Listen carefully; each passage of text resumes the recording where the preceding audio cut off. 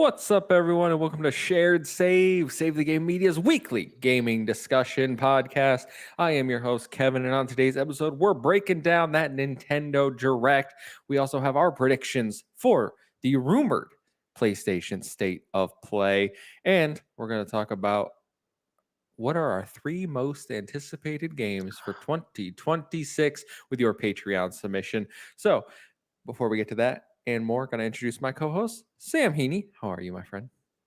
I'm doing well, man. I'm still weirdly in like a tired. There you go. You know, It's not a let's word. just end the show now. End the show. I'm done. Bye. No, I'm still tired. As I have been the past couple of weeks from work and whatnot, but I've been sort of spearheading getting all of that out of the way because in approximately 8 hours' time, at time of recording, I will be driving down to Cornwall in the UK, for those that know, as we were just talking about before we start recording, for a couple of days where I'm just going to Relax. shut off, just, it's going to be hard for me to do. I'm probably still going to be stressing down there, let's be honest, but I'm going to do my best. Just listen to the waves outside. I was about to ask you, you bringing you bringing a PlayStation Portal, but I realized you don't have one. I don't have one, no. Yeah, so I am bringing a laptop, so that might be a trap. But I'm only keeping that in like a case of emergency, right? Just in case something balls up and I need to sort something out. But I'm not touching it otherwise. Good choice. Obviously I'm going to Jamaica in a month and a half to get married, and part of my mind was like, do I bring the Switch 2 for the plane ride? But I was like, no, because then I want to like play it when I'm there, and I don't want to be doing that. So like, I think I'm just gonna go like 8 days, no game. That's a different vibe. Bringing game, like that's a different vacation vibe. You know what I'm saying? Absolutely. Yeah. How are you though? I'm doing well. It is the start of my 4-day weekend.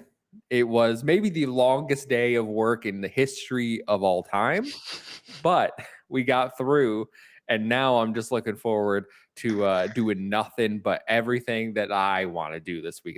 These 4 days are about Kevin. All right, I'm gonna be playing the games I want to play. I'm gonna be watching what I want to watch. I dread to think.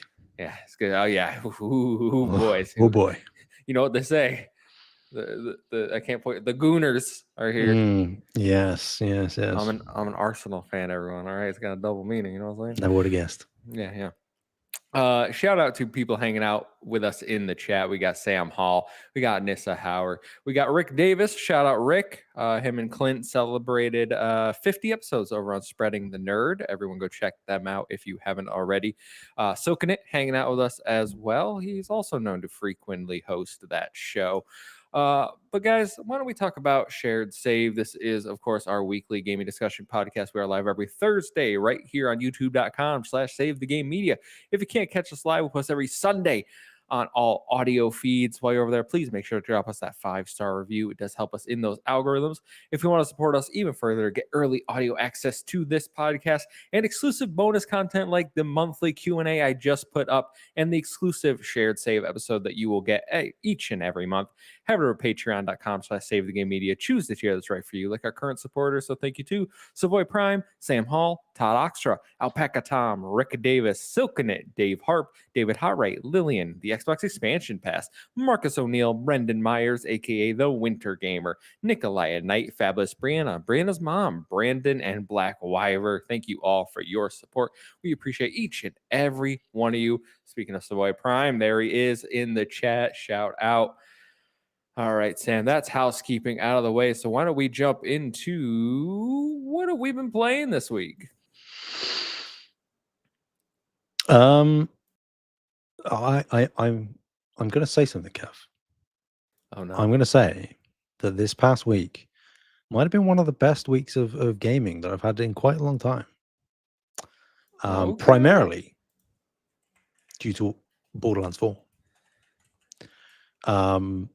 I have, with Hell Is Us in the rearview mirror, I've been hopelessly addicted to Borderlands 4, as I knew I would be, most likely, if it wasn't a tire fire, which Granted, to some people it seems to be, but to me, I've had absolutely no issues whatsoever. I count myself very lucky in that regard. Clearly, I seem to be in the minority. But yeah, it's fantastic. I finished the main story the other day. I mainly sort of golden pathed it so then I can grind and then get all the rewards from the side quests whilst at max level. Even though you can replay all the missions, I know I'm just pedantic like that. Yeah, it's fantastic. I absolutely love it. Now, did you take Randy Pitchford up on his offer to have him, customize your settings to make the game run well? Is that why you're having such a good experience? Because I do see him offering this kind gesture to each and every person on Twitter.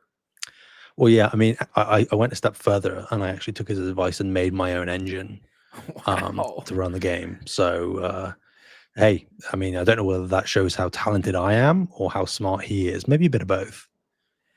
It's impressive for sure. Someone does need to stop Randy Pitchford, though. Just You know what's funny is we were watching. I was watching the Mighty Keef video that Kyle shared in our Discord. Mighty Keef, big fan. He makes me laugh. Makes good content. My fiance hears it. And she's like, what are you watching? And then I was like, oh, come here. And she starts cracking up. She has no context. She just thinks he's a funny guy. So she's like, was he making fun of someone? And I was like, oh, let me show you some social media. I pull up Randy Pitchford's account. She's like, this man needs some mental health. Yeah, I mean, I get loving your product. Yeah, I don't know whether it's gotta, an ego thing. I mean, obviously, he seems to like being sort of front and center a lot.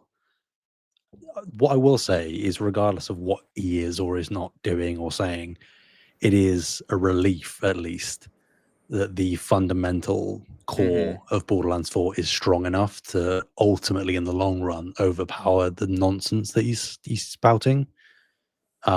Because I think that I would agree with the sentiment that this is the best Borderlands. Oh wow! I granted I've only played one character, haven't even hit max level yet. I'm close, but I think I don't think like the villain beats Handsome Jack or anything. I still think the writing in Borderlands 2 is overall more iconic and better. But I think that every single criticism that I had of Borderlands 3, as much as I loved that game, I think that they've made the right calls and added new things that massively enhance the gameplay experience. So I really don't have anything to complain about. Yeah, I think that's a common sentiment from what I've been hearing is mostly positives about the story, the gameplay loop, the loot. Like it seems they really knocked out of the park in that aspect, but then they keep putting out patches where Kyle's like, oh, I get more bugs, more performance issues. And it was interesting because like day one, when everyone was complaining, he was more in the camp of, oh, this runs perfectly fine on my PC. And since then it's been getting worse and worse. So it is really interesting to see. And I almost want to say the PC issues were potentially overblown. I think from certain it depends on what you're. This is what I forget who it was. It might have been Ains over at Season Gaming. Shout out Ains. But he brought up a conversation talking point where he doesn't like the term PC optimized, like it's poorly optimized for PC, as if PC is a console, like like it's poorly optimized for PlayStation, because a PC can be 500 things, right? Like different CPU, different GPU, like the customization that you can have on any given PC. So saying it's poorly optimized for a PC is kind of a bad descriptor of what's actually going on when it could work well for one person's build, not well for another person's build. And I find myself kind of agreeing with that. Yeah. And also like it's a bit pedantic, but it's also the fact that like games are literally built on PCs as well. So that I think that there is an element of that argument that I would agree with as well, where it doesn't quite have the same meaning. I get the sentiment behind it of saying it's poorly optimized for PC, but in practice, I don't think that actually lines up with reality. So yeah, no, I will continue to be playing it, I'm sure, for weeks and weeks to come. I probably won't talk about it every week unless I do something monumental, but Yeah, I really love it. Obviously, I got the physical copy, super deluxe. I did all the gubbins. They baited me. They've got me, but I know I'm gonna play it for a long time. So yes, that's been my primary thing, and then I'll rattle off the others. Okay. All right. I'm interested. So Synth Riders, That's a game, I'm sure. VR rhythm game, very similar to Beat Saber, but instead of cutting blocks, your hands are like orbs, and you trace them along lines and do Okay. specific things as the lines come at you. Obviously, to music clearly, and it's continuing to give me free content, new content, which Beat Saber obviously, of course, is not doing anymore for PlayStation VR. So I've sort of shifted more towards Synth Riders. Highly recommend to people looking for another rhythm game in VR. But only played a few hours, so like I don't really have much to say. I mean, I played a lot of it before this week, but not much this week. What else? Oh, I mean, I've got the document open. I don't know why I'm questioning myself. Oh, Severed Steel. Severed Steel. I heard you I promoting this game. You're like, everyone, this game's on sale for like $1.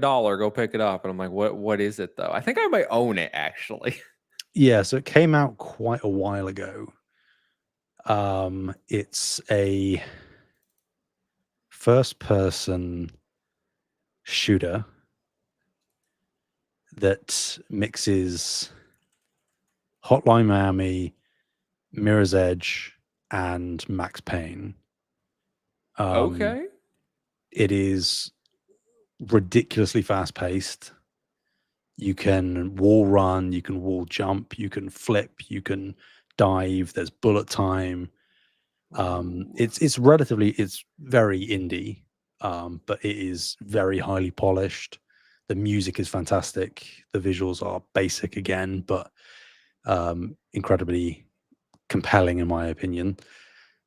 And yeah, like it was on sale for super cheap. It's on consoles as well, I believe. It's certainly on PlayStation. Mm-hmm. But I saw it on Steam for like dirt cheap, and I was like, well, I have to get it on Steam as well. So I've been there. it's one of those sort of just turn your brain off games. I mean, it certainly takes a lot to play it like proficiently because you have to be hitting dive and slides and wall runs. You're very you can take a couple of bullets, but you'll die.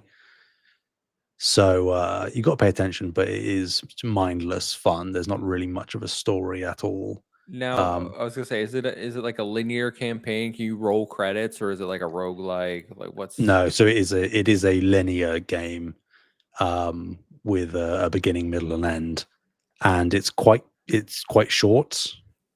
But like in Act 2, this is a mild spoiler, I guess, not for story, but for gameplay mechanics. You get a arm cannon, sort of like Mega Man. And in addition to your regular guns that you can pick up, and that arm cannon changes the game entirely because the environments in the game then become destructible. So you can blow holes in walls to create new paths to dive through or slide under. And that allows some sort of platforming challenges, maybe solving like very, very light puzzles. So I really highly recommend it. I don't think it's still on sale on Steam now, but it's still relatively cheap. And I would just wishlist it and see if it does drop that low because it was like 95% off or something when I flagged it. So yeah, really good if you like those kind of games. Similar to I Am Your Beast, if you know that. Yeah. But it has super fast-paced FPS. Yeah, it has neon white vibes. Is what I Yes, describe that it too, as, for and I sure. love neon white. Yeah. I said I thought I owned this game. I do own this game. I have it on Epic. Must have been given away for free, and it is now installed. So excellent. I look will forward to hearing thoughts. check it out at some point. I can't promise it'll be soon. That's fine. But it is. I wanted to install it so I don't forget that it's there to be played because I did like what I was seeing from the trailers and what you described. Like first of all, the description, Max Payne, and all this. I'm like, oh man, this is a Kevin game. So I will check that out at some point for sure.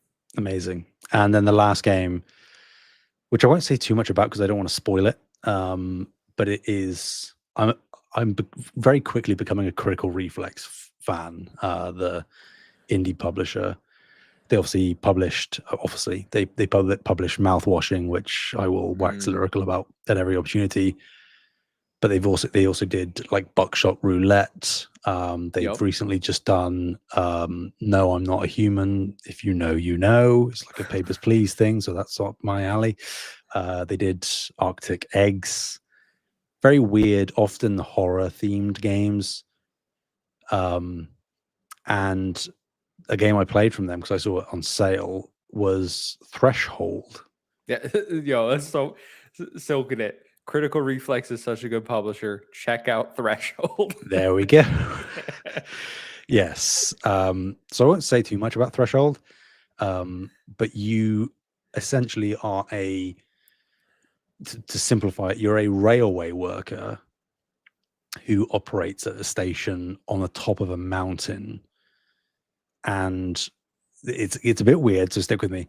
Mm-hmm. You have to do various things around the station to keep it operational and just to keep maintenance and tidy things up and fix things.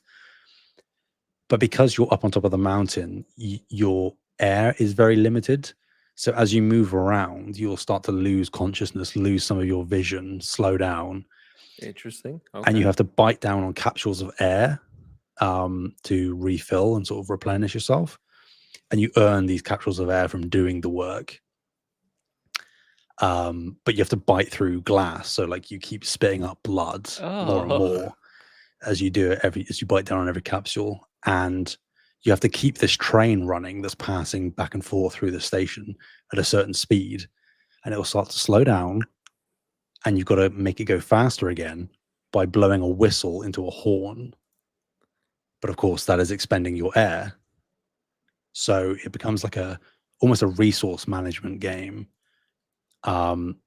But there is some narrative stuff going on, very strange narrative stuff going on as to what's in the train, where is the train going, and you learn about some of that stuff. There's, without teasing too much, there's a little bit of like control kind of stuff going on. Mm-hmm. It's quite short. I beat it in like an hour and a half, 2 hours. Multiple endings from what it seems, and I am going to be playing it again for sure. I can't say you sold me with it, but I'm happy if you're happy. I am happy. All right, that's all that matters. That's all that matters. You could have said, I'm glad you explained what Critical Reflex was, not only for me but for people out there that don't know, because I definitely didn't know. Like, Mouthwashing is the only game you named that I've heard of. Yep, that's fair. Still on my wish list. I'll get to it eventually. I promise. Thank you. Thanks, man. Appreciate it. I did see that collector's or whatever that special edition thing. They're going to get so much money out of me, Kev. It's bad. It's bad. I mean, you could I just love not it, give it to what him. can I say? You could be like, no, sir. No, sir. Do you think I have that amount of self-control? I don't know. No. Well, I am. Rick says first of all, he said, I can see Kevin struggling to hold back what we know he's going to talk about today. I don't know, just a little game releasing tomorrow, perhaps. So I have played the demo. I played the prologue of Trails in the Sky. And I talked about that, I think, a few weeks ago at this point. And I have tomorrow off. I have Monday off. I'm going to go hard into Trails in the Sky. I may stream some of it. I'm still debating whether, like, would people want to see that, or is that something they want to experience for themselves? Like, for single player games like that, I always get a little weird. Like, when I want to stream versus, like, is it worth streaming because do other people like not want that experience spoiled? You know what I'm saying? Sure. Yeah. So I'm a little, because I've played the game. There's nothing that's going to surprise me about it. And other people have played the game, but plenty of people haven't. And this will be their first time jumping in. And I don't want them, oh, I want to go hang out, but I can't go hang out and watch because I don't want spoilers. So it's a tough thing to balance with. I will be playing that ASAP though. The only game I've been playing this week, because I have actually been watching TV and movies for the most part. I watched Gen V yesterday, the 3 episodes that came out. I'm enjoying that. Watching some horror movies. Finished my Scream rewatch. Started. I Know What You Did Last Summer. It's a film. It's one of the films of all time. Let me tell you guys. But the only game I've been playing is Shinobi. I went back to play. I've been 100%ing some of the levels, going back after you get all the upgrades. After I beat the game, and just wrapping up some stuff, doing all the what are they called? There's like rifts in each level.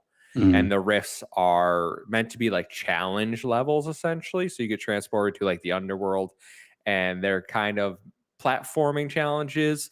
One was a combat challenge, which was threw me off for a little bit. That was probably the easiest one, but there are some that's like, oh, fire is burning at the bottom of the screen, and you're gonna have to like be hopping from tiny platform to tiny platform, wall jumping between walls and dodging spikes, and they do a really good job of testing everything you've learned in the game, because it's not just like, oh, I'm gonna wall jump and then go to the next wall, keep wall jumping, right? Like, if you use your double jump at the wrong point, then you won't have it when you need it to get over the spikes at the top of this, or your dash. Like, you have to figure out when to best use your abilities. And I've done a few of those rifts. I've beaten most of them. Some of them have taken me quite a few tries because they are difficult. But they're not unfair, and that's what I like about them. I love this game. I really like, the more I play it, the more I'm like going back and 100%ing it now. Like, oh, that's so cool that they're doing this. It's just like, it's working its way up there in the game of the year conversation for me. So I like I said, I don't think it's gonna be my game of the year, but it's definitely gonna be in the discussion towards the top. I highly recommend Shinobi for everyone out there, and I've said that since I started talking about it. Like, one of the best 2D action platformers I've ever played, but also just like really good Metroidvania aspects to it as well, which isn't a genre I overly love. Like, it takes the right Metroidvania for me, but this one does it really well. Also, you get new outfits. I'm a pink ninja right now, and I look dope. Okay. That's exciting. Yeah, so that will be my. I'll keep that installed and just knock out a level here every so often when there's like a little gap in the gaming calendar, which probably won't happen for the foreseeable future, because my next month or 2 months are kind of packed. But it'll be there. Nope, not Ghost of Yotei. Damn. Nope, definitely not. But that is what I've been playing. I will talk about Trails in the Sky next week, everyone. Stay tuned for that. Why don't we jump into topics of discussion for this week, though, Sam? I think I'm going to go first, just because mine happened. Of course. Mine happened already.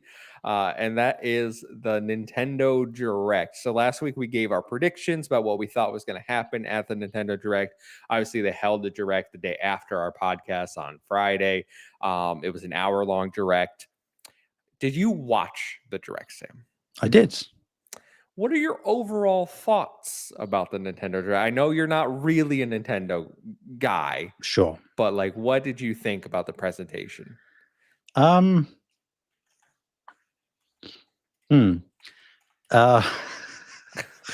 wow. All right. I may be going against common consensus here.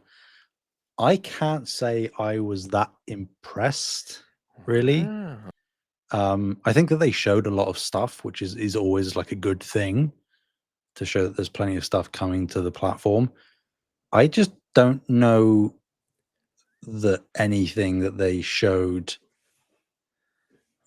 I mean, naturally, as you say, like, I'm not a big fan. I'm not invested in the ecosystem, so it would have to really do something super impressive to pull me in and impress me. But I don't know that. I know that Fire Emblem ending or Fire Emblem is like a big deal. I don't know that it was quite the splash that I think that they needed. I know it's going to be a big deal. I hope it's good. But, we were talking about, like, is a 3D Mario going to be teased? Mm-hmm. And I think that obviously they had a lot of Mario stuff to begin with, but I don't know. It felt kind of strange, and Metroid. I'm sure it's good. Like I don't think Yeah. that presented super well either. Okay, well, we'll go through the Yeah, announcements, but okay, so not the prevailing consensus online for sure. no, Although I have seen some people, when you dive down into games specifically, have issues with things like Metroid that you're talking about. Overall, I've watched the direct quite a few times, as I do. I watch it myself, have my impressions, then I go watch some live reacts from fellow content creator friends, other industry people, and just kind of see what they're popping off at. And I'm always surprised at like what I think's exciting versus what other people think's exciting. I will say that I think the direct starts very strong and yeah, ends very strong. I think there is a lull in the middle specifically where there's a large section where I don't think it's for me. I don't think it was the best direct of all time. I think it was a really good direct. Like I'm very happy with what was announced, but eh, I've seen better directs. We've had better directs, and I added a few things that I'm excited for that'll keep my Switch 2 like in use, but it's not like, oh man, I'm gonna be using this console like constantly, like every week. yeah. I think it's again always contextualizing me being outside of the ecosystem. I think I'm just realizing more and more that pretty much every, and this isn't like a slight at all against the games, pretty much every game that Nintendo has is just not something that I'm overly interested in. Mm, Um, I think that there are very few exceptions, even like the big blockbuster things. Like I could be interested in a Mario, but I've never been in love with them. And like Zelda doesn't do it for me. Metroid doesn't either. So I think that the extraneous stuff around that is even less, likely to suck me. And I think that's what I'm realizing. Even if everything shown was good, which is debatable, but still, I think that's what I've realized. I mean, I've come to terms with the fact that like I tend to like their I want to say their B tier franchises more than their A tier. Like I Arms. no, well, Oh, I might have liked Arms. I never played Arms, but like I think Smash is probably their biggest A tier like franchise that I really like. But Mario, I don't really get that invested in. I'll play 2D ones with the fiance if she wants to play them. But like Donkey Kong is more my speed. I prefer. sure. I like Yoshi. I prefer Yoshi games over the Mario games. Fire Emblem's my jam. I like the B tier as opposed to what they probably consider A tier with like Zelda, and I don't know where Metroid falls these days because I feel like commercially Metroid has never like blown Yeah. the doors off, but I'm hard pressed to find anyone that doesn't think Metroid is amazing. I think name wise, it's probably A tier, but in terms of actual importance to the ecosystem, it's probably lower down. Yeah. All right. Well, let's go through the announcements. So we start off the direct with the 40th anniversary celebration of Super Mario Brothers. We got some museums stuff. Who cares? The big announcement here was the announcement of the Super Mario Brothers Galaxy movie, which unfortunately the name leaked ahead of the direct, so we kind of all knew this was coming. Obviously, they'll probably be introducing Rosalina. We don't know who the voice actor is for that. They confirmed that most of the voice cast from the previous movie is coming back. Surprise omission: no Seth Rogen as Donkey Kong. I haven't seen people talking about that. But Darn. yeah. So I don't know if that's because he's getting his own movie or they weren't happy with the performance. What's going on there? But did you see the first Mario movie, Sam? I did. I did. I like that. They Yeah. come out. They come out around my birthday, like a few days before. So like, I'm just gonna go on my birthday, have a good time, and then like move on. Sure. Yeah. Along with this movie announcement, we got the remasters of Super Mario Galaxy and Super Mario Galaxy 2 for the Nintendo Switch and Nintendo Switch 2. These will run you a pretty penny, though. I believe they are $40 individually or you can get the bundle for $70.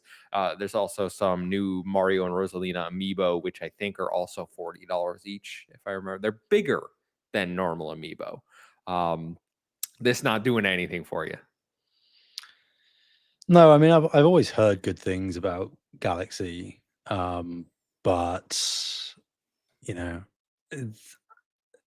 I get the criticism of like PlayStation like just re-releasing things. I think that Nintendo have always done this kind of thing, but it seems to, at least in this sort of entry period for Switch 2, be a little bit more egregious than I'd like. So, without any massive enhancements, it seems, I think that I don't mind them re-releasing it, but I think it's the price point that's the stinger. The price point is definitely a little steep, I think. My issue with this particularly is Super Mario Galaxy is already included in the 3D All-Star Yeah, that's right. collection. They released a bundle like a couple of years ago, didn't they? Yeah, a Yeah. limited edition bundle. So like Galaxy is already on there. Galaxy 2 wasn't. So instead of just selling Galaxy 2 or like having a new collection that could include other 3D as I predicted that they would do, they're just gonna take Galaxy again and bundle it with another game. It's not the end of the world, but I do think it's a little silly, especially if you did buy that previous collection. You're like, well, I already have one of the two games in this collection, which maybe that's why you can buy it digitally. But for physical people, yeah, out of luck. That's what I get you. We also got the Super Mario Brothers Wonders Nintendo Switch 2 announcement. So Mario Brothers Wonder is getting some new Switch 2 content. Nothing overly exciting for me. I think people have said Rosalina looks to be a secret character that they've added to the game. I thought Mario Brothers Wonder was fine. It didn't really blow my socks off in terms of like 2D Mario games. So nothing here really for me. I think the bigger announcement was Yoshi and the Mysterious Book. New Yoshi game coming spring 2026. What I'm really curious, what are your thoughts about this trailer? Well, in the moment when I was watching the direct, I didn't really react any which way. I was just sort of like, oh, it's a Yoshi game, okay. But then I saw some of the discourse around it, and I went back and watched it again, and like, not that there's anything inherently wrong with this, but I can't unsee it as like a baby game now. Um, it does seem, at least presentationally, how they showed it in the direct, it might be slightly different with the full game. It does seem very, very catered to younger children. Which, like, hey, you want to induct a new generation of gamers? That's perfectly fine. You might want to give kids a reason to ask their parents for a Switch 2 this Christmas. I get it, but yeah, compared to other Yoshi games that I've seen, I think that this is a step down in complexity. So it seems. I, you and I share similar thoughts, and I hate to say that as someone that really liked Yoshi's Crafted World on the Nintendo Switch One. Like, this is one of those games. Like, oh man, as soon as it was announced, I'm like, oh sweet, another co-op 2D platform I can play with my fiance. But then they didn't show co-op, and I don't know if it has it. And I have not seen that confirmed, but I'm hard pressed to think co-op would work if the gameplay loop is what they're showing in this trailer, because what they're showing was an absolute snooze fest to me. And I say Mhm. that as someone like, I love Yoshi. I think the art style of this game is absolutely gorgeous. It's like a modern Yoshi's island or your story, Yoshi's story. But what they were showing was just, oh, you can run through the dandelions, and then the dandelions will make the rock easier to break. You can jump through the flowers. I'm like, what are we doing here? And like, I hopefully it gets more complex than that, and there's like more going on than what they showed in this trailer. But this was the least exciting trailer like that you could show to get someone hyped about a platformer. Yeah, yeah. I will be interested to see how Nintendo pitch this going forwards, because I'm sure that like they'll be like, oh, it's a Yoshi game that everyone can play, but just how much is it leaning towards that sort of more simplistic because it almost feels like a game that is going to serve as a tutorial for other Yoshi games, which is bizarre. Mm-hmm. Yeah, it was a choice. Well, Yeah. I'll keep an eye on it. I am not sold on that one, unfortunately. A game I am sold on, however, is the next announcement: Mario Tennis Fever. Ooh, I cannot wait, Sam. I'm one of the people, I will defend Mario Tennis Aces on their regular Switch. I've loved Mario Tennis since the original. All right. The GameCube one, very good. N64 one's good. They're all good. This is the one sports franchise that I'm like, you're holding strong. All right. Strikers, you've let me down. You're horrible on the Switch. I'm in day one for this. I don't like the $70 price tag. I think that's a little steep for a Mario sports title, but I still want to get this. I know I will have hours and hours worth of fun. Yeah, and they always seem to do well from my understanding. So I think it's not that I pay attention, but it seems like it's time for a new one. And I don't know how much stuff that they showed in the trailer was actually new to the franchise, but it Quite a looks bit. like it looks like they've got a lot of new exciting twists and modifiers and stuff. So hey, for those that love it, like you, I'm happy.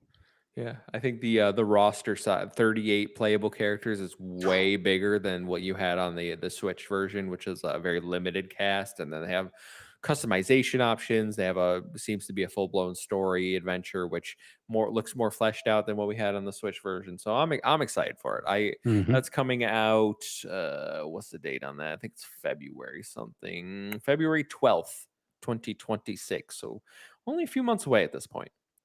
Yes. That was all the Mario related announcements. Now we get into the normal direct. So these next few, I'm just going to rattle off. If you have anything to say about them, we can we can talk or we can move on. So Storm Lancers gets announced. This is an action platform roguelite.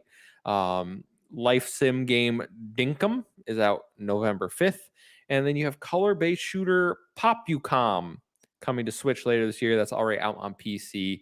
That one I actually think looks like it could be fun co-op. It's like a 4-player co-op game where you each have a different color and you have to shoot the color to open doors. It kind of had like the Split Fiction It Takes Two vibe, but very color coded base. So I think there's fun to be had with that one. Yeah, agreed.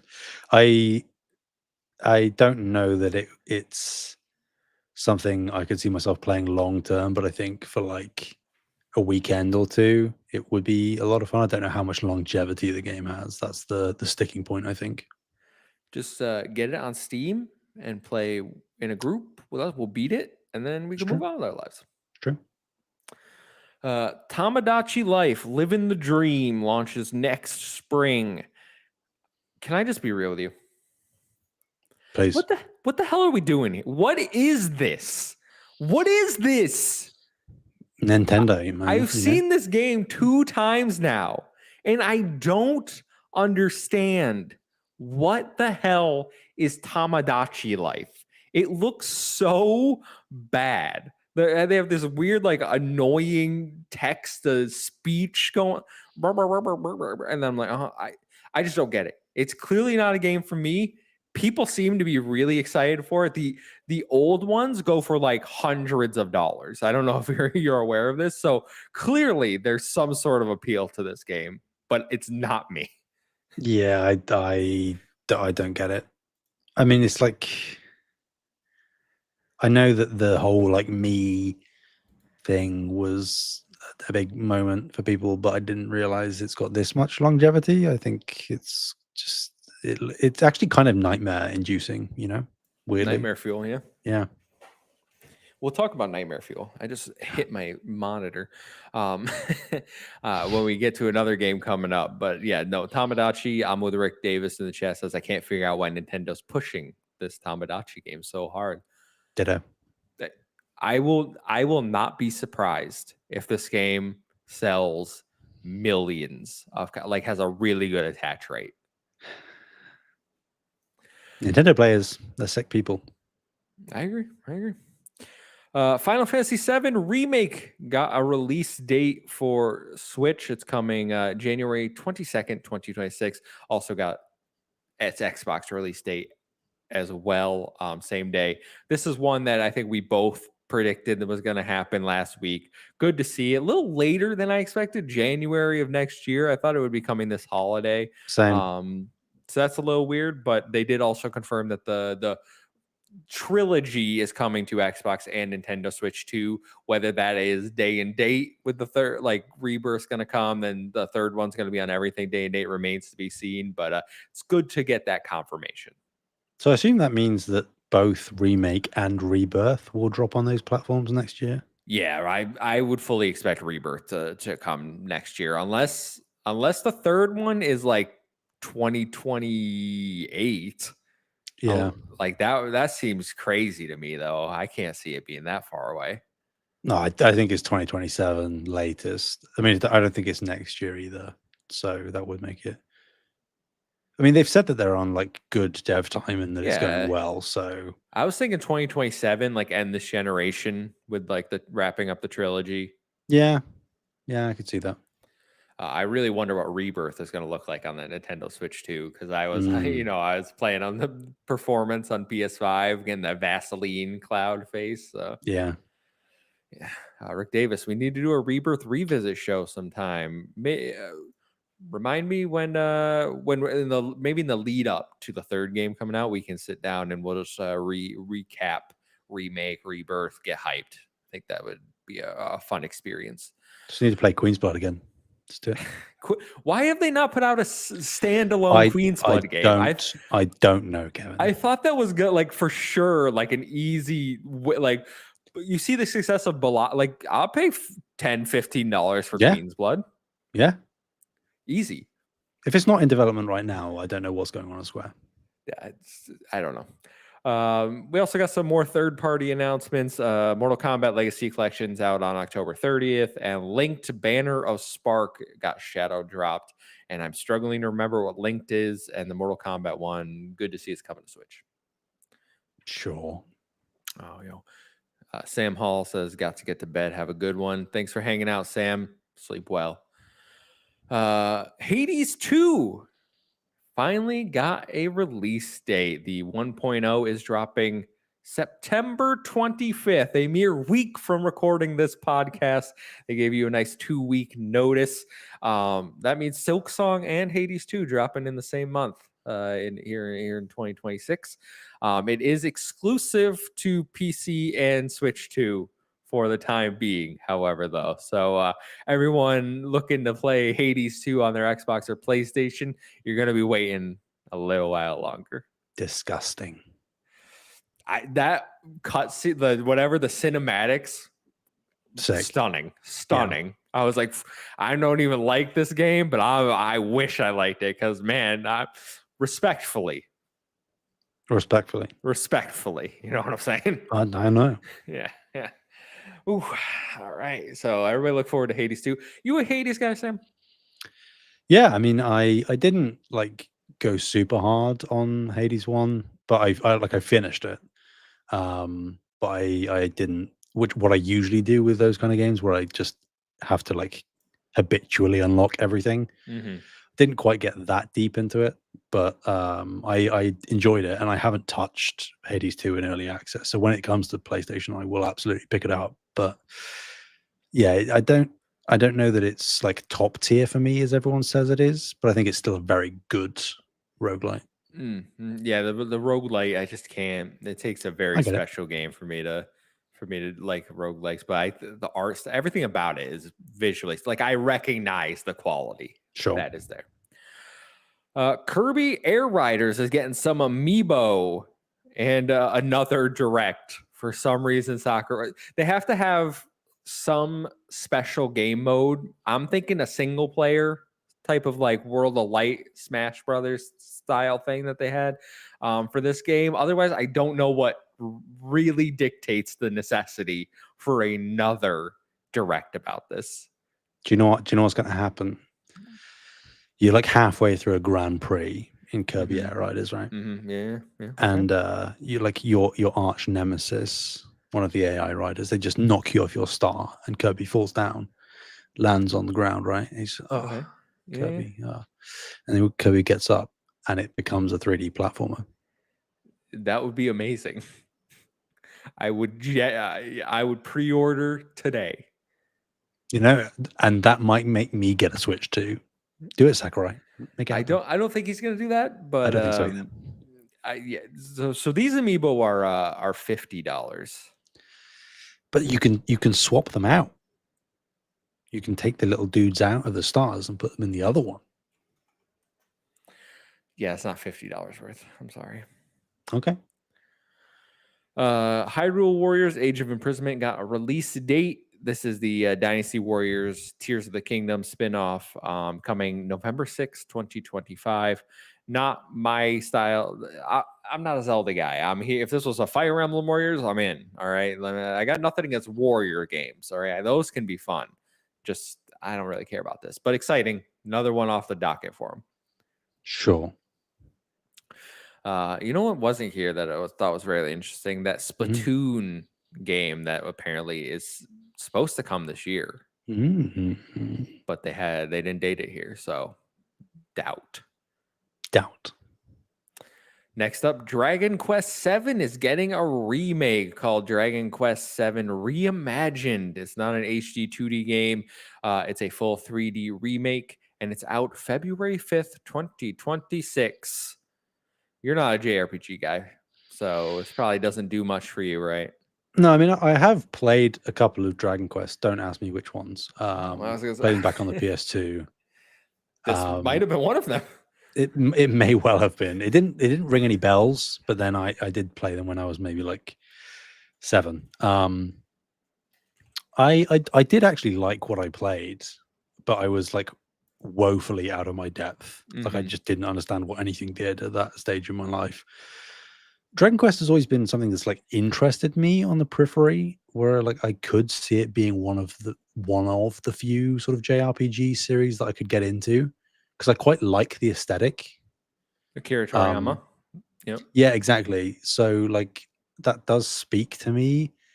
It would just have to take a specific game, either new or remastered or remade or whatever, to catch my eye. I don't think this one quite did that. But I will say I haven't lost interest in this series, so maybe. Interesting. Okay. That's it's funny you say that, because I don't like Dragon Quest. Oh. I think now my only experience has been Dragon Quest XI, which everyone tells me is one of the best JRPGs ever made. It has a 95 on Metacritic. Most boring thing I've ever played, most generic JRPG in the world. But you guys can go off. And then I reviewed Dragon Quest III HD 2D remake. Shout out Square for sending over code. I got a few hours into that and thought, this game is not good. I do not enjoy what I'm playing, so I promptly dropped that. And I have a very sour experience from Dragon Quest so far. I'm not overly excited for the new remake coming, like the HD 2D that's supposed to come out in a few months, because I think it's going to be more of 3, and what I didn't like about that is probably prevalent in those. I like that this is a 3D one. I can't say I love the art style personally, especially this one character that has like a square head. Like he just looks very awkward to me. I'm not totally against maybe trying this in the future, but it's not one that like I popped for. Yeah, it did seem to, like me talking about the art style, it did deviate a little bit. It seemed it looked a little different. I've been told they're like using like dolls or something to like the way that, like, it's like a diorama. They're like making little diorama, like that's the inspiration for them. Kind of like what they did for like Neo Fantasian or whatever that mobile game was, but that was just the backgrounds. Yeah, Rick says they actually physically made the characters. That might explain it. Yeah, so I'm again not in love with it, but I hear this one is good. They've streamlined some of the pacing issues, is my understanding. So again, not writing it off completely. Sure. Maybe the weirdest announcement of 2026 is up next. The Virtual Boy is coming back to Nintendo Switch Online with a dedicated accessory. Nintendo Switch Online and expansion pack users will be able to experience this for some reason, this device come February 17th, 2026. You will need to buy the Virtual Boy headset. It's $100 for the actual device, or you can get the cardboard imitation one for, I think, 25, if I remember correctly. I'm just gonna pretend this doesn't exist, like I've done with the Virtual Boy my entire life. So I don't know why anyone would want this. I don't know why Nintendo thinks they can repackage a product that nobody cared about 30 years ago, 40 years ago, and suddenly it's gonna be good. I mean, I have to commend Nintendo for committing to it and going for it. But yeah, that is, of all the things that I expected to see in that direct, this was probably the very, very bottom of the barrel. I thought we were getting like something good when they were like, "Oh, we're gonna tell you about something coming to Nintendo Switch." I'm like, "Oh my god, is it gonna be like a Wii games, more GameCube games, some sort of like handheld systems, like DS games?" No, no, no, Virtual Boy, baby, can't wait. We had a reel of games getting Nintendo Switch 2 versions: Fatal Frame 2, Crimson Butterfly Remake, One Piece Pirate Warriors 4, Overcooked 2, Stardew Valley, Human Fall Flat, yada yada yada. Power Wash Simulator 2 got a new trailer. Still no date though. Still says fall 2025. It's fall 2025 right now. When are you getting a date for that? And then we got Suika Game Planet, who everyone that has watched our extra live stream knows Suika Game is very beloved here at Save the Game Media. So probably gonna pick that one up, just to have it, just to hear the same. They didn't even make a new song. They took the same song and just put it in this game. If it ain't broke, don't fix it. Some would argue it is broke. Shout out Carpool Gaming. Next up, Metroid Prime 4 Beyond got a new trailer, and it got a release date, December 4th, 2025. You were talking about this one, but you weren't overly impressed with what you saw. Yeah, I mean, I'm still convinced that the game is going to be good. But the presentation of the trailer just didn't hit like the other ones did. I think there has been discourse that I've seen tangentially about like the motorbike being stupid, and some people saying it's either going to be the best thing or the worst thing in the world. And I just don't know that the trailer convinced me that it's definitely going to be the best thing. So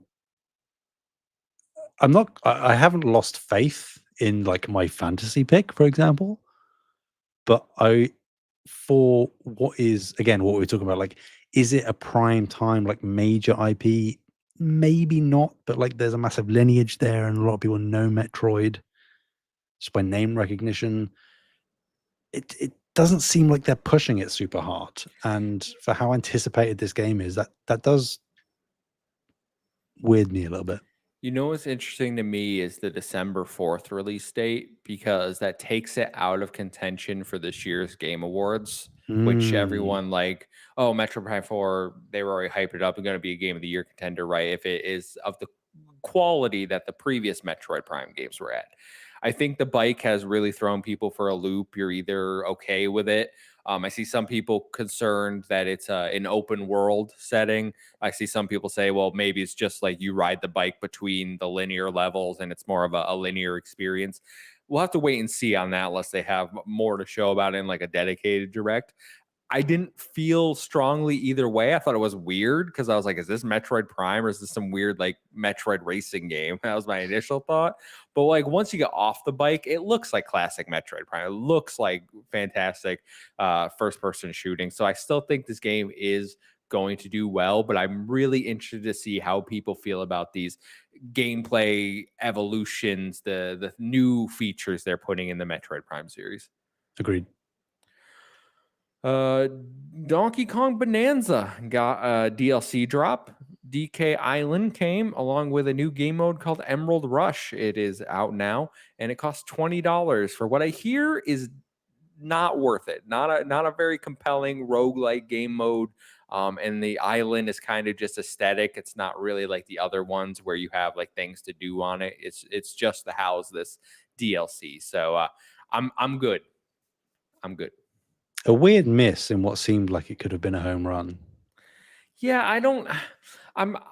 Do you feel like there's a trend recently of like putting roguelike game modes into non-roguelike games? Like I feel like God of War did it with Valhalla, Donkey Kong. So I feel like this is. I feel like I'm seeing more of this, and I can't like think off the top of my mind about other games specifically. But it's a feeling I have. I'm like, I feel like we're seeing more of this. Yeah, I mean, like Last of Us 2, the Yeah, that's another remaster one. did that Yeah. as well. I think I find it interesting, I guess, because it makes sense in the sense that roguelites have, at least on the surface, seemingly become more popular in recent years due to things like Hades and things of that ilk.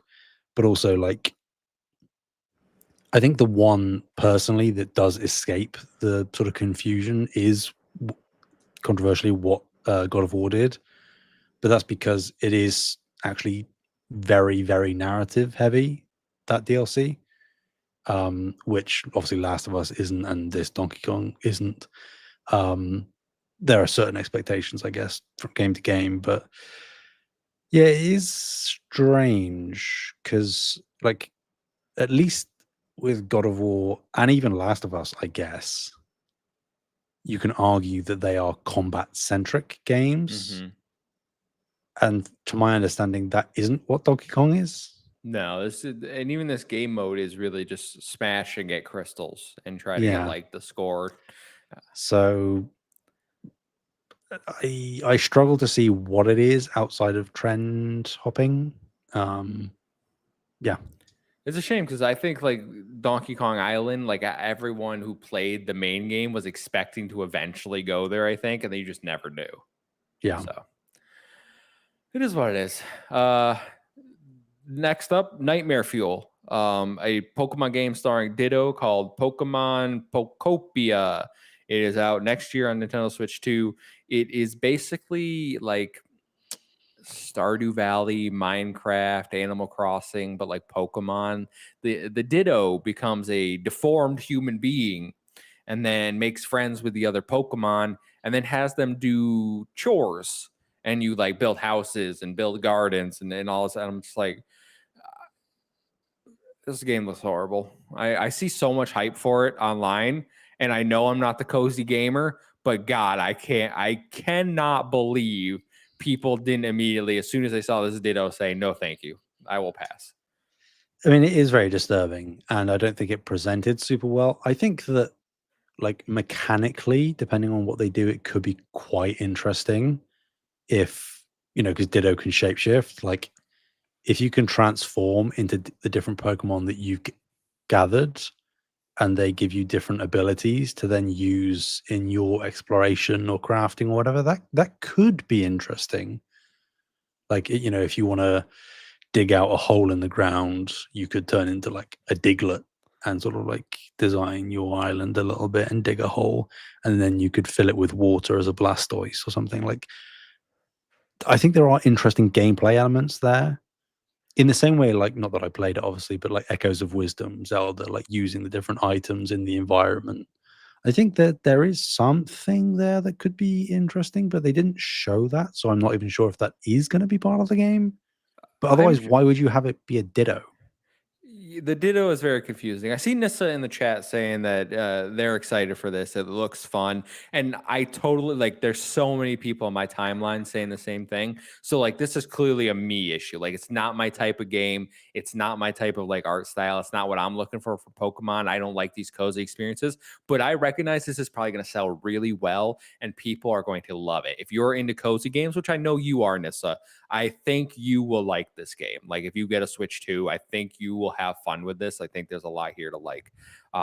Just not for my taste. I'm not trying to say, oh, this is the worst game ever, right? Like Sure. that's yeah. I did think, and I see Rick bringing it up. This seems like a response to Pal World. Like they were like, hey, I think people in Pal World like making their pals do these. Obviously, in Pal World, you're making like guns and things like that, and sending them to the mines because they yearn for them. But it seemed like a response to Pal World to me. If the Ditto turns into a gun at any point, then we know for sure. Nissa says, I bought Camper Life and Tiny Bookshop today. That's what I'm talking about. The cozy game community is vibrant and thriving. It's just not where I'm at. Yep. Pokemon ZA got another trailer and DLC announced. I'm honestly not that excited. I'm not excited for this game, unfortunately. Yeah, I mean, Pokemon has never done it for me. I hope it scores well.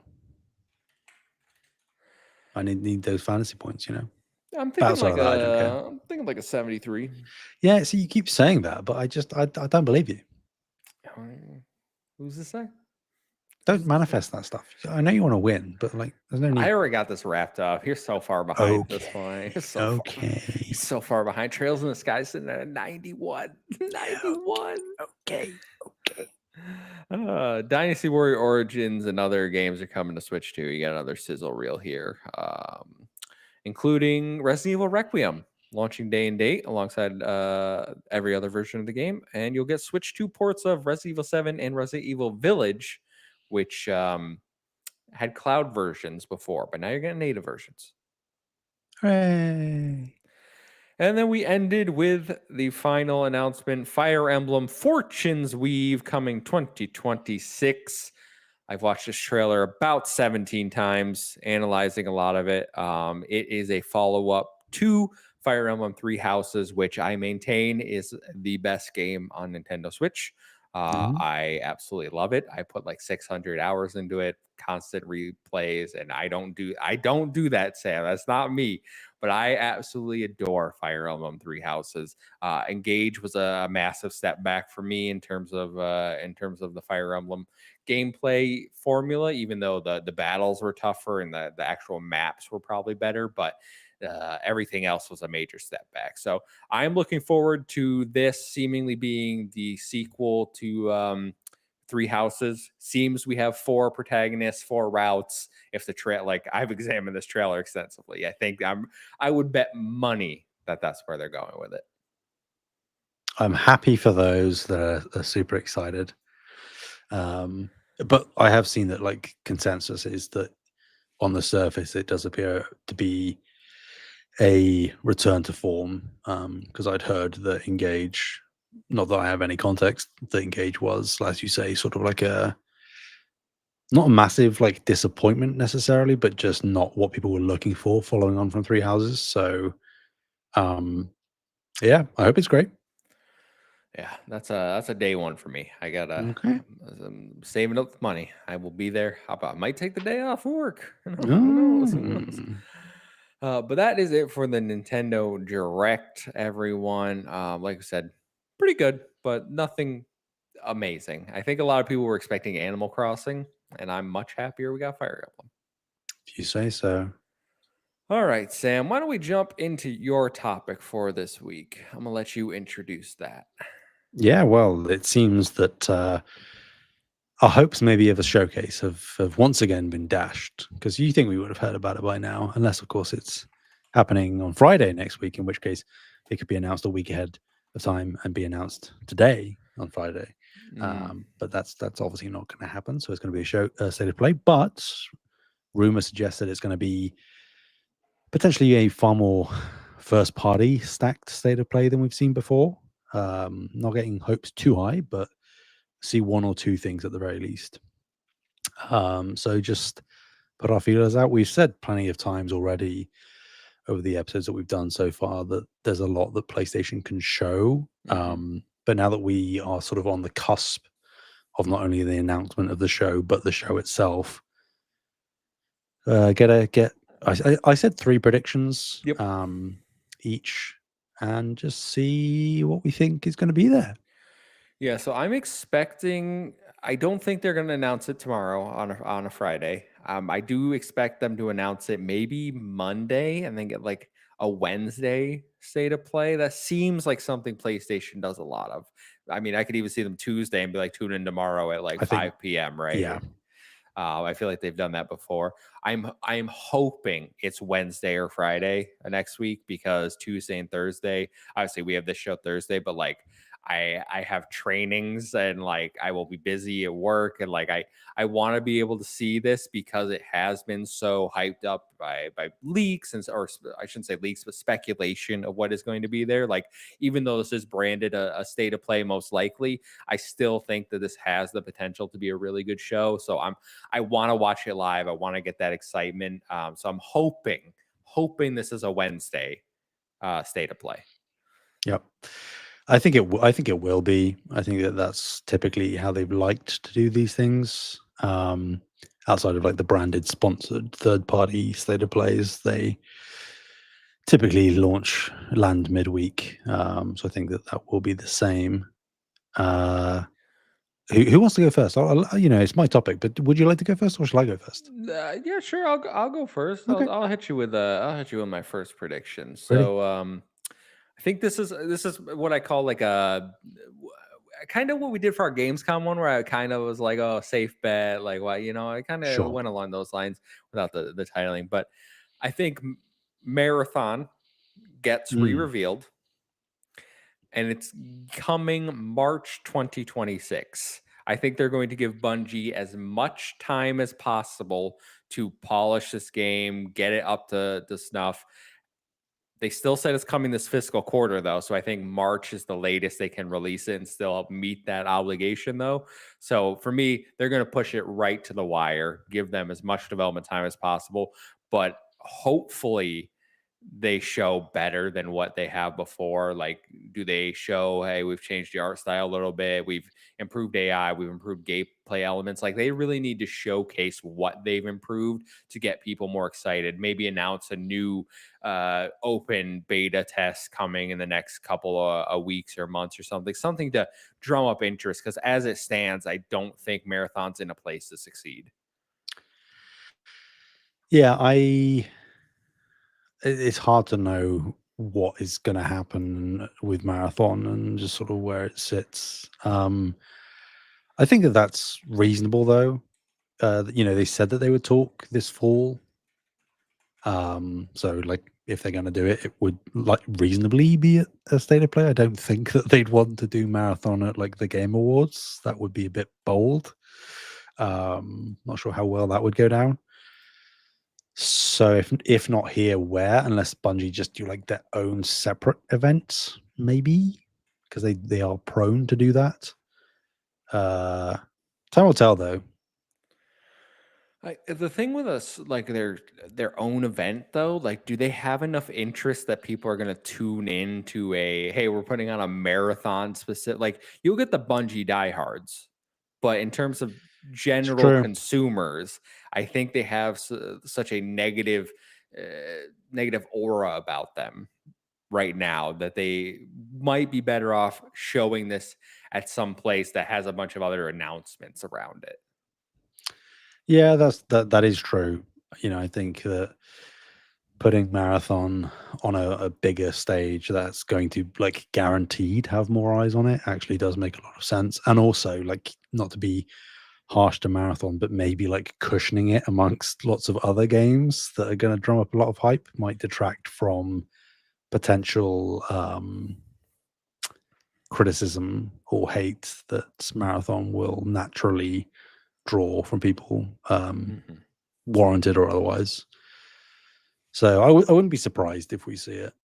I still feel like it might be a little bit too early. It feels weirdly early to me because it only feels like all the controversy and the delay and everything was last week, but obviously it wasn't. Mhm. So yeah, maybe I'm just I too mean, hesitant and I mean, too if it's not pessimistic. here, it has to be the Game Awards, right? Like, or an early next year state of play. But I it, guess. if they hold it that long, in my mind, it's like I think the consensus that something's wrong with the game might just fester. It's true. But we'll see. We'll see what happens in marathon. I'm really interested to see how Bungie can pull this one together, if it does or does not. Shout out Nicholas Johnson hanging out with us in the chat. He's shouting out the 6-1 Indie Showcase. He says, "I love the 6-1 Indie Showcase. Hope others get to jump in. A lot of great games. I think everyone should check out." Yes, our friends over at 6-1 Indie put on an amazing indie showcase today. If you haven't watched that yet, please go to their channel, live react, wherever you want to watch it. I think it was on IGN. It was a fantastic showcase highlighting some awesome looking indie games that I've added quite a few to my wish list. Amen. Well, I'm going to go big for my first one. Kind of easy because like they've said that we're going to see it this year. But I think we get a chunky, I'm not necessarily going to say like a massive deep dive, but like a chunky gameplay trailer for Saros. Okay. Housemarque show it off. We get like 2-3 minutes maybe of Rahul Kohli going around shooting things, bullet hell, all that stuff. And I wrote down in my prediction, Kev, I'm going out there. I'm putting a date on it. No, I'm saying, come on. I'm saying February 10th, 2026. It's absurd. Is it now? Well, first of all, what is February? I gotta look what day of the week February 10th is. It's a Tuesday. Hey. Does PlayStation release games on a Tuesday? I don't know, Kev. I'm just saying, it sounded good. I just like it. Also, didn't we just? I think there are a few games for the Nintendo Direct that are coming out at the beginning. Oh, February 12th is Mario Tennis, and then I think February 5th is Dragon Quest. So you would put it in between those two. Obviously, different markets, different player bases, but that would be quite a week for video games. Certainly would. I'm standing by it. I think there's a 0% chance you got that date right. I also I think we see Saros gameplay. I think that part of your prediction is right. If we get a state of play, if not, again, has to be Game Awards. I don't think they're gonna we're gonna see more of it this year. I don't think they hold that till next year. Something in me tells me this isn't an early 2026 game. Interesting. I think this might be like summer. So I want to say July feels right for this. And I don't know why, but that's the vibes. Did Returnal release? When did Returnal come out? I want to say April. Returnal release date. April 21? February 15th, 2023. Is that right? No, that's the PC version. That's the PC version. It's 21. April 30th, 2021. Yeah. So maybe they do stick with another early year thing. So my reasoning is that they too close to April. So that's why I said July. I mean, I guess, but also they sort of, I feel like they want to put out something big before GTA 6. And I don't know that anything else from 2026 that we supposedly do or don't know of would work better before GTA 6 and after. I feel like there are better summer or fall candidates than Saros. I don't know that it's quite got that blockbuster summer vibe. Not that everything in summer has to be a blockbuster, but see, maybe I don't think of summer as like. Well, I guess it depends on when Wolverine's come, because Wolverine for me is like the biggest game goes in the fall. Yes. Right. So Wolverine fall 2026, I think. So for me, that leaves start of the year, but I think that's going to be marathon. So they don't want to avoid GTA. I feel like it has to be the summer window. You don't think they would have anything single player before? Well, Intergalactic's not coming next year. Well, exactly. So I do think they have some single player content coming. Okay. But I don't know. Well, Nicholas Johnson says GTA would get delayed so early. Rockstar has a history of delaying more than once. Isn't this isn't this already the second delay now, or is this the first? I've lost count. It's a whole thing. Yeah. I'm under the impression that Rockstar is going to hold their date. I believe in them. I will be picking it in our Fantasy Critic #1 again. Just I believe, Uh-huh. and you should too. Okay. Yeah, but I'll be interested to see Soros. You think it's gonna be a rogue? It's gonna be a roguelite. It's gonna be Returnal, right? Like, yeah, it's Returnal 2 in all but name. Disappointing for me since I don't like that gameplay loop, even though I think gameplay wise, phenomenal. I don't need to go on my whole diatribe about Returnal again. Yeah. Game of the generation. That's a bit much, don't you think? No, not even slightly. Okay. Stand on business. Hold your ground. That's right. All right, where do I want to go next? We'll go with this one. Okay. This might contradict what I just said, but this isn't a Sony first party. Oh. Phantom Blade Zero gets a new trailer along with a release window, not a release date, of summer 2026. Okay. Yeah, I like that. Because they've said that the release window will be revealed this year. I'm pretty sure they've said it's coming 2026. They've had previews at multiple events now. Summer Games Fest, I had a good hands-on impression with it, right? Like, I think this game is shaping up to be really good. A character action game. It's gotten away from that Souls comparison. It's leaning more towards Ninja Gaiden, right? Like, I'm fully in on this. I think visually stunning. They put out some trailers for it. I think it's time we know when it's coming specifically. And again, wanting to avoid GTA 6 not being super early in the year because I don't think they're going to be ready for that. Otherwise, they would probably have announced the release date sooner. So I'm leaning towards summer 2026. They're going to be kind of maybe that Metal Gear Solid ish window, like late August. Because I think that might be a good time for. We had a lot of games this year that came out, and I think high profile games released in that window this year. Yeah, that feels right as well for some reason. So I think you've hit the nail on the head. Perfect. So it's because I'm on the marketing team. I'm going to say that the currently unconfirmed but real God of War 2.5D Metroidvania game is revealed, and the trailer will feature some gameplay. So it'll be like a reveal trailer, but it will show some gameplay. It's not going to be like a extended trailer or anything, but you'll see snippets of gameplay to show what it's like. And I will say also, I just said about Saros in February. I'm also going to say that a release date is provided, and it is also coming before GTA 6 in May. So you're to be fair, I think Marathon and this releasing within the first few months, I think that'd be a pretty good Q1 2026 for PlayStation. I don't think they're overly concerned knowing the bump that PS5 will get when GTA 6 comes out, PS5 Pro maybe as well. Like, they don't need to put a first party game out in that window. They're going to see the benefits regardless, right? If everything goes according to plan. So I'm down with this prediction.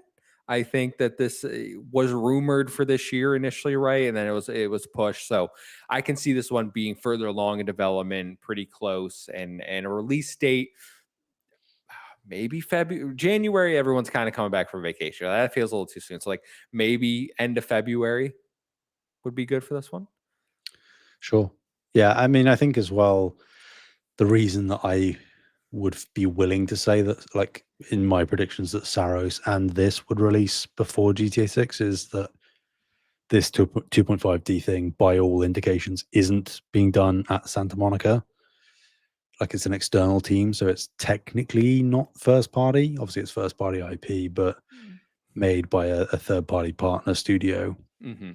So I think that there is that navigation there. Obviously, with like Marathon in contention, potentially, assumedly, until they say otherwise, still releasing in the fiscal year, as you say, then you can get into crowded territory. I guess with my predictions, I'm not confident that Marathon is still going to come out in the fiscal year. No faith. So, yeah, I think like Marathon could be in that summer window instead, and just slip slightly out of the fiscal year a couple of months. I feel like putting out a multiplayer game in summer when like realistically less people are inside, less people are playing those types of games. I don't know, man. Maybe we're at the stage where they kind of just do want to sweep it under the rug. So, maybe that's what they're trying to do. They just don't care anymore. I feel like it's almost better as a tax write-off, as bad as that is to say. So, yeah. Maybe gummy bears will hit. God forbid. Whatever a frog type game is, I don't know. What is a frog type game? Ribbit. Frogger? I mean, it's a banger. It's a goat for sure. But I don't know what a frog type game is. What does it mean? I have no idea. But I think beginning of the year makes sense for your prediction, along with Marathon. Okay. All right, my last prediction is one that I predicted the game. I think Gamescom, but didn't come true. I feel confident. No. All right. It got leaked. Say it got rated or something. All right. This is happening. Accept it. Little Big Planet remastered is real, and it's coming in November of this year. Yes. Easy remaster, put out something for the holidays, get people a little nice $40 remaster, little easy project, all right? Switch would be amazing. Yeah, that would be amazing to see it, but then bring it over. I think the internet would melt down. Sure. Just judging by the amount of people's reaction to Helldivers too, seeing what is that like a legit first party IP, right? Would they would. I think it would fit though. Yeah, exactly. The Little Big Planet does fit very well in the Switch sort of handheldy vibe. So I could see if they're going to experiment more, then that might make sense. But then I don't know how well Lego Horizon did for them Switch wise. So no, maybe they might be cratered thousands of copies. Maybe they might be disincentivized to do that. I don't know. I love the vision, Kev. I appreciate you sticking by the prediction multiple times. I just hope it doesn't come true. Like we don't. Did Little Big Planet 1 have user-generated content, or was it just a platformer? No, yeah, it did. Okay, get rid of that garbage. We don't need user-generated content. Just give me the platformer aspect. But that's like most of the experience is the UGC. That's not what I want, though. Then you could just go play. We just need a platformer, okay? User-generated content doesn't work out in most games. Just go play Sackboy Big Adventure again. It's a fantastic game. This is what I'm saying. Get Little Big Planet remastered out. Drum a pipe, Sackboy Big Adventure to Switch 2026. I mean, that I could see. Sackboy Big Adventure going to Switch, but they wouldn't announce that here. No, they wouldn't. That'd be like a blog post or something. Yeah, or like a random thing in the next direct or whatever. PlayStation's bring Sackboy. Play with your sack. Nope, not doing that. My final prediction is that we're going to reach Deathloop levels of overexposure. We're going to see Resident Evil 9 again. No. at the PlayStation State of Play. Capcom, PlayStation, they do very well together, especially with Resident Evil stuff. But with the Resident Evil 9 trailer, people will get what they've been asking for. They'll see some combat, finally. But who is doing the combat? Is it Grace? No. It's Leon Kennedy. And Leon Kennedy is revealed as the second protagonist of Resident Evil 9, returning to Raccoon City. So I just have a question, because I'm not a Resident Evil guy. Obviously, Kyle is, you are, Nagashaka in our Discord. Like, we have a big Resident Evil fan base in our Discord, actually. Would it not be better and more exciting for fans to go into Resident Evil Requiem thinking you're just playing as, what's her name, Grace? Just playing as Grace, and to have Leon be almost like a surprise playable character? Would that not be more exciting? I think of it the way like The Last of Us Part 2, right? Where that got right spoiled, right? The big twist and the change in perspective. Would that not hit better if that happens as a surprise? Undoubtedly. But I don't know that that's going to happen. I think it's not a foregone conclusion, but I think a lot of people who are excited and sort of like delving into Resident Evil 9 and speculating, they're already assuming that Leon is going to be in the game to some extent. He might not be a protagonist, but that he'll be in the game. People have said that there's going to be multiple protagonists as well, just generally. So I wouldn't care if he wasn't. I also wouldn't care if they didn't show him and only had it as a reveal in the game. But I feel like if they did try and hold it, it would probably, unfortunately, just get leaked anyway.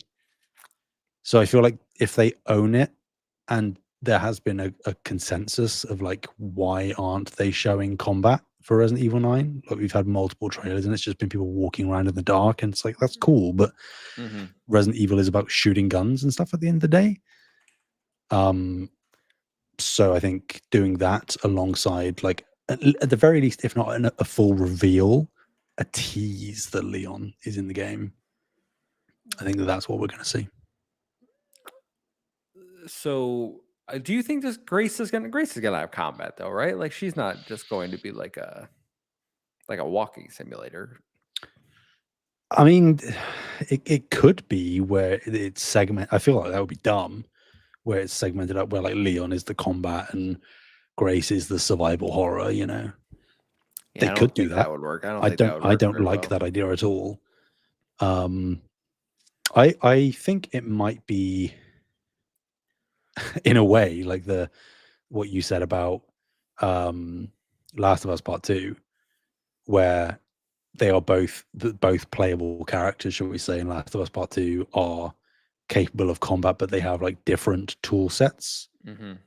I think that could be the case where Leon would inevitably, given his experience, probably be the more competent fighter and maybe has access to like more advanced weaponry, but would be in more difficult scenarios as a result. I think I could see that, and have Grace still have the capability of combat, like with a gun. I see Rick saying that she has a gun. And I do remember she is an FBI agent, that's right. So she would have training, but maybe it is more of like you've got a pistol and you kind of have to improvise with other tools in combat rather than having an arsenal, which is what I would expect someone like Leon or Chris Redfield to have. So we'll see. He also brought up the point that Metal Gear Solid 2 kind of ruins my... Don't you want a surprise secret playable character? I mean, the difference there, I suppose, is that I don't think many people will be buying Resident Evil 9 to play as Grace. As opposed to Snake. Yes. Yeah. So people were disappointed when you weren't playing as Snake and went to Raiden instead. Whereas I think it would be the inverse here, which I guess could, to counterpoint Rick's counterpoint, be an interesting twist on that. Of like, oh, you think you're playing as, and no offense to Grace, as like a boring character that you don't know much about, but you're actually playing as Leon. And I think that could be interesting, but I also think that would be doing Grace a disservice as a character. So I think that they'll balance it out. I'm sure it'll be great no matter what they decide to do with it. I can't wait. All right. Well, that is all our state of play predictions. So hopefully it's next week. Sam, will you still be on vacation next week? No, Okay. All right. I'll be there. All right, because maybe we'll do a live react depending on the time and the date of Fingers crossed. said state of play. But why don't we jump into our Patreon topic to round out the show? If you want to get your topic read as our third topic for the show, head over to patreon.com/savethegamemedia. $1 a month. You can write into our weekly topic thread that goes live every Wednesday. I give you more than 24 hours to get your topics in, and then I pick one before the show, literally before the show, and that's what we're going to talk about. So thank you. Black Wyver has the topic this week, says, excluding Grand Theft Auto 6, what are 3 games that you're looking forward to in 2026? It can be confirmed, date to be confirmed, or even rumored to be releasing. So I pulled up GameInformer.com/2026 because they've already started their calendar for next year. I have my first one immediately that I'm looking forward to in 2026. Do you want me to go while you ponder what you're looking forward to? Or I already have 3. Oh, you already got 3. Okay, well, my first one, I'll give you my first one, and then I'll pass it over to you. In January 15th, in fact, Legend of Heroes: Trails Beyond the Horizon. I believe the 14th mainline entry in the Legend of Heroes Trails series, coming to PlayStation 5, Switch 2, PS4, Switch, and PC. This is the conclusion of the Calvard arc. I absolutely cannot wait. Daybreak 2 was kind of a disappointment, probably the weakest Trails game to date, in my opinion. I hear this one, because it's been out in Japan for a while, is maybe one of the best Trails games. So I absolutely cannot wait to play this game. The fact that we are so inundated with Trails content, where we had Daybreak 2 top of the year, we're getting the remake tomorrow of Trails in the Sky. Then just a few months, we're getting the continuation of the mainline series, along with a announcement that unfortunately was spoiled for me. That probably next year as well, I would imagine. Just a lot of exciting things going on if you're a Trails fan, for sure. There you go. Well, which one do I want to start with? Well, I'll say this. There is a part of my heart, being the complete shill that I am, that would say the 3 PlayStation games that we know most likely are going to be next year, which is Saros, Wolverine, and the God of War 2.5D. I could say those 3, right? But those are easy answers. So I'll just go with the easy answer that is guaranteed. And I'm going to say, as my first one, it's Saros. For obvious reasons, I don't need to repeat myself. But I think that Returnal is a very, very special game. And if Saros is, as it seems to be, Returnal 2 in all but name, and they are just taking lessons learned, improving and refining that, which I think is hard to do, because I would say that the gameplay of Returnal is near perfect. And I can't imagine what they're going to do with it. Maybe have a more like fully fleshed story with Rahul Kohli. That would be really cool. I'm just super excited, and I know it's going to play fantastic, and the music is going to be great, and it's going to look amazing, and I can't wait to see all of those particle effects and bullets flying right at my face. I'm really interested to see like how they evolve Saros from Returnal to the new, because like it can't just be the same. I mean, I guess it could, but that would be pretty lackluster. Like they have to have new gameplay, so something set it apart, right? They've said that it will be less punishing than Returnal, and that they are implementing, we don't know what the extent is, but like permanent upgrades across runs. so that there is a more consistent sense of progression and upgrades. Whereas obviously in Returnal, it was entirely skill dependent, really, where you could level up your weapons and unlock new abilities for your weapons, but you had to be good enough to use them for long enough to unlock those abilities, and that was really the only upgrades that you get outside of permanent tools for like exploration and movement. So I don't know if that is like skill trees or like boosting attributes and investing points into things. I don't know. But I think that is probably a good thing to make it a bit more accessible.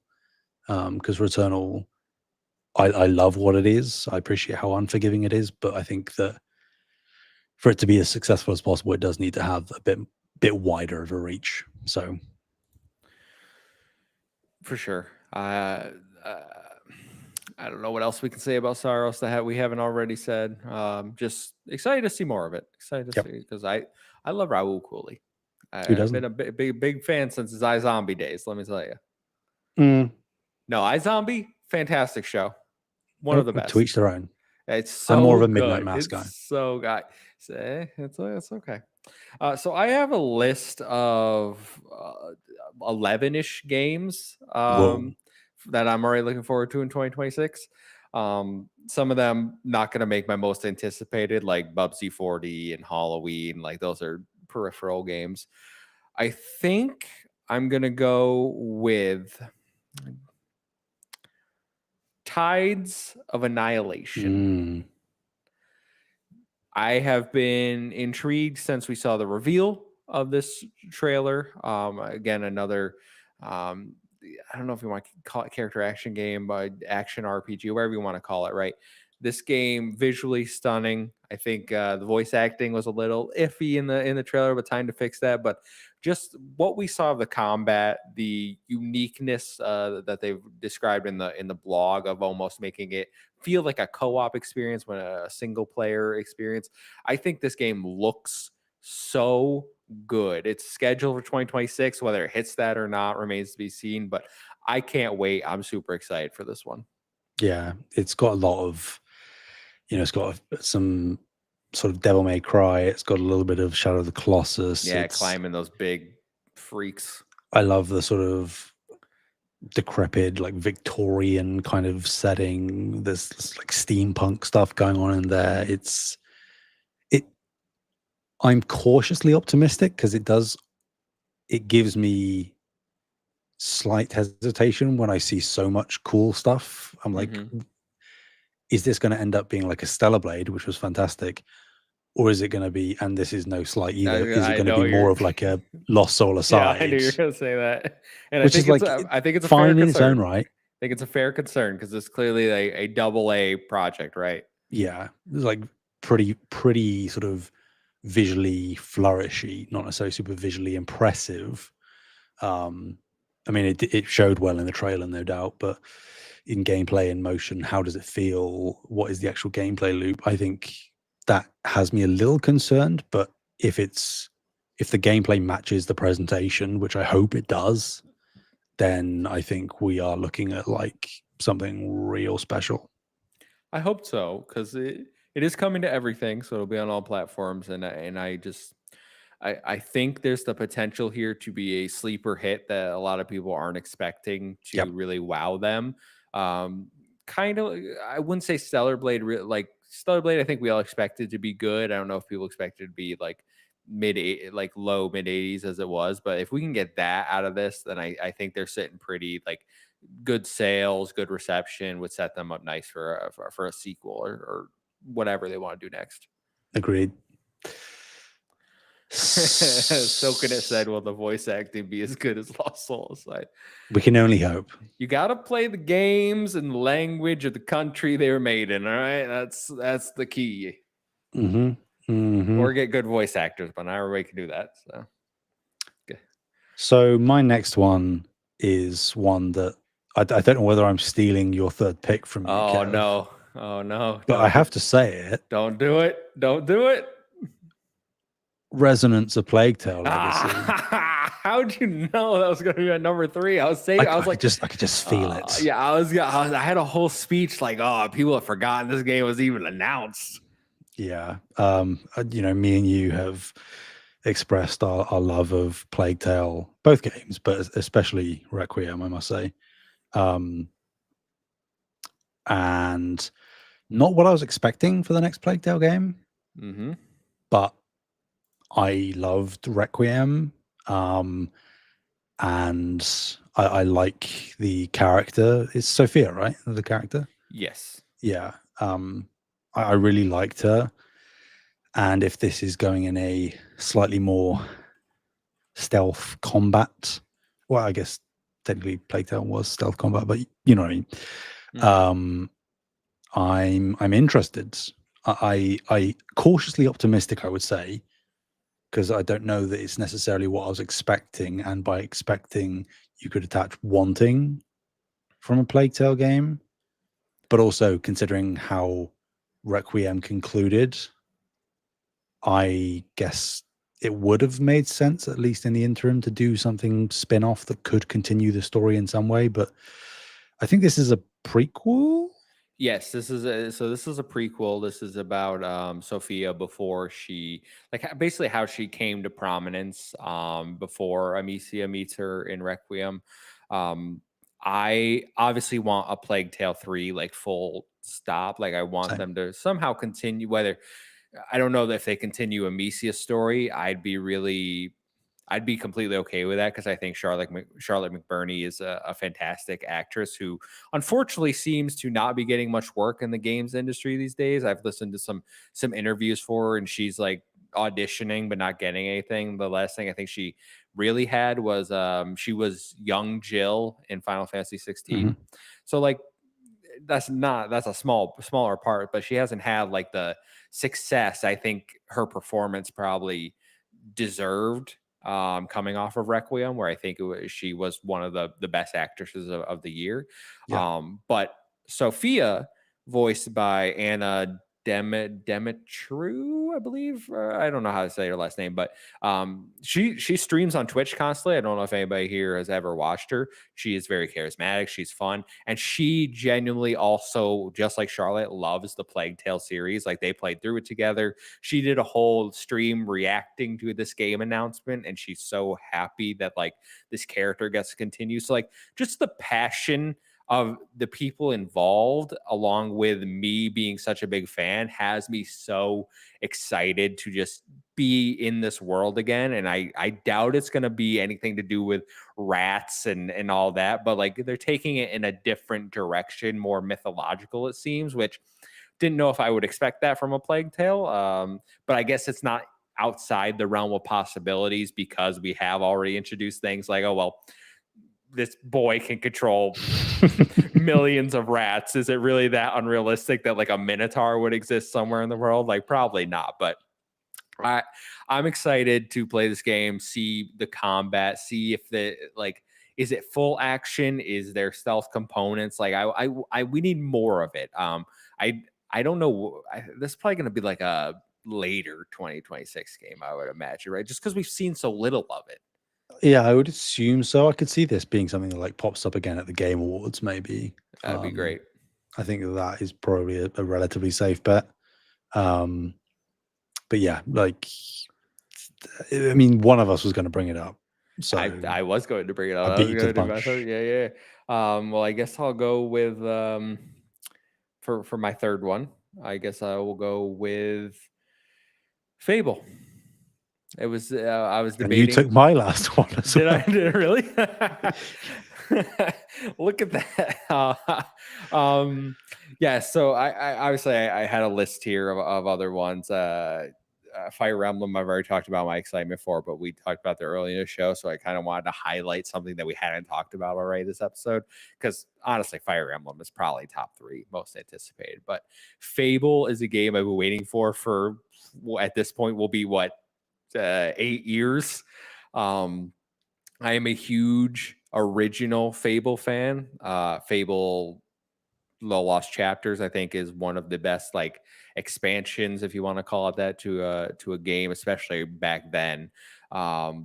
Fable 3, I think it's a lot of hate that doesn't deserve. I really like that game. Fable 2, I think is good, was my least favorite of the series. And I know that's controversial, but like I've been a longtime Fable fan. I love getting lost in those worlds. I think the amount of player expression and choice that you have in Fable is something we don't really see in a lot of RPGs, even to this day. The fact that you could marry someone in one town, marry someone in another town, they could find out about each other and like get into a fight. You could sacrifice entire towns to a dark god and become like fully evil with horns. Like these are just things that we don't really see these days. And I don't know what this new Fable really is. Like we have very limited information, the mostly CG trailers. We have about 8 seconds worth of gameplay, which I think looks good. I think it visually stunning, but I really do hope they capture the essence of what makes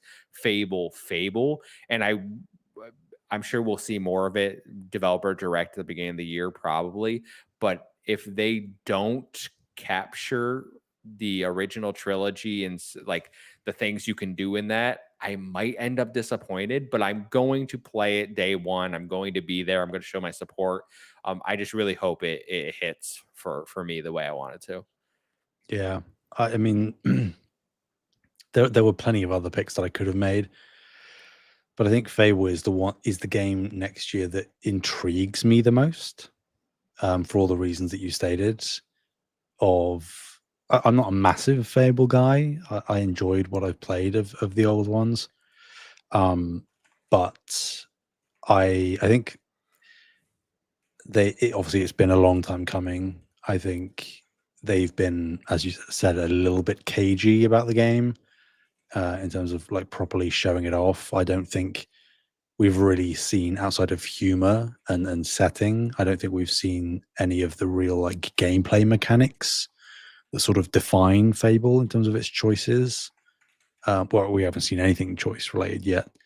I want to see, like you were saying, sort of that choice and consequence that is sort of a fundamental cornerstone of Fable.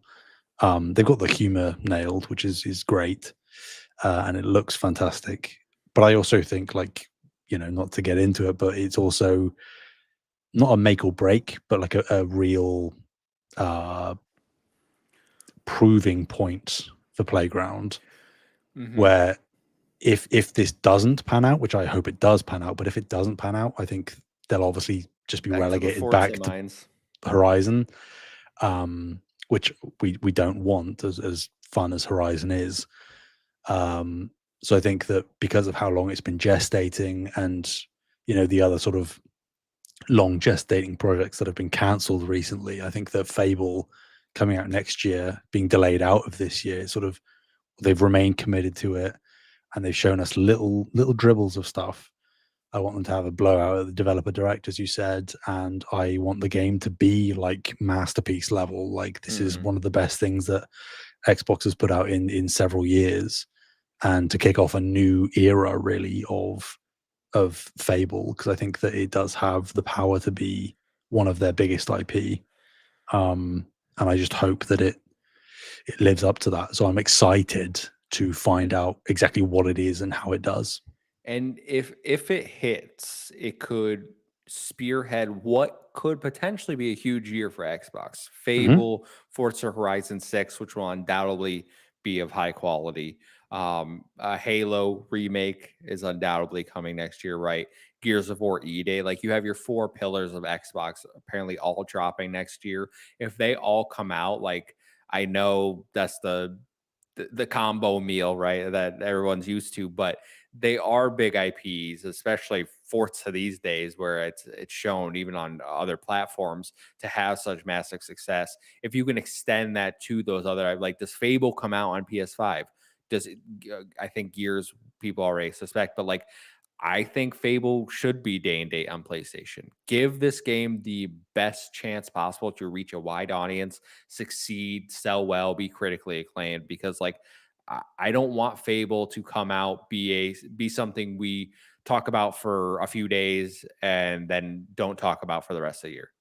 Yeah, because it's they had to lay some groundwork, I think, with Gears, because everything's so interconnected. It's all part of the same story with exactly the same characters, whereas Fable isn't.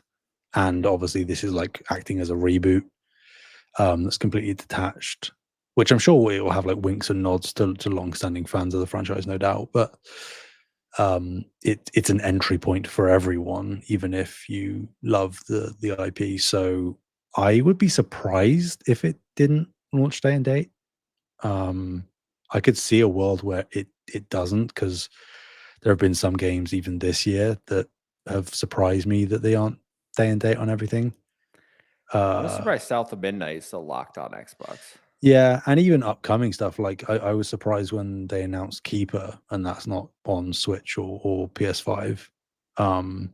So, and obviously Double Fine is a small team. I get that, but I would have thought that they would have maybe sort of not mandated, but enforced a policy that meant that they could, even with smaller teams, find a way to get everything day and date to maximize chances for success, as you say. So I think with the bigger games, like the ones that they need to hit, like a Fable, I think that it would be giving it the best odds to be everywhere. So time will tell. I'm excited to find out, because I would love to fall in love with Fable, as a lot of people have. The old games haven't really done that for me, but if you're talking about a game as visually impressive as this Fable is, if it has that same depth of choice and consequence, like, yeah. Facts, for sure. Did you do 3?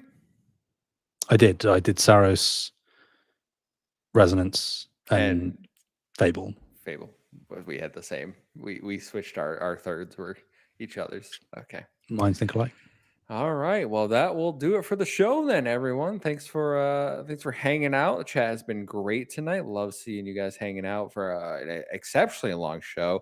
I had to put Sam to work before he goes on vacation, obviously. That's right. Just squeeze every last ring of energy out of me. That's right. I hope you're real rested for that drive tomorrow. That's right. That's right.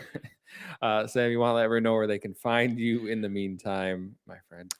People can find me anywhere and everywhere at Sam Heaney, Heaney. And you can find me playing Trails in the Sky tomorrow and Saturday and Sunday and Monday. You can also find me on socials at the Muffin Mon everywhere. It's a 17IO and 7A. Follow us at Save the Game Media on Blue Sky to stay up to date with all of our latest content. Until next week, we'll see you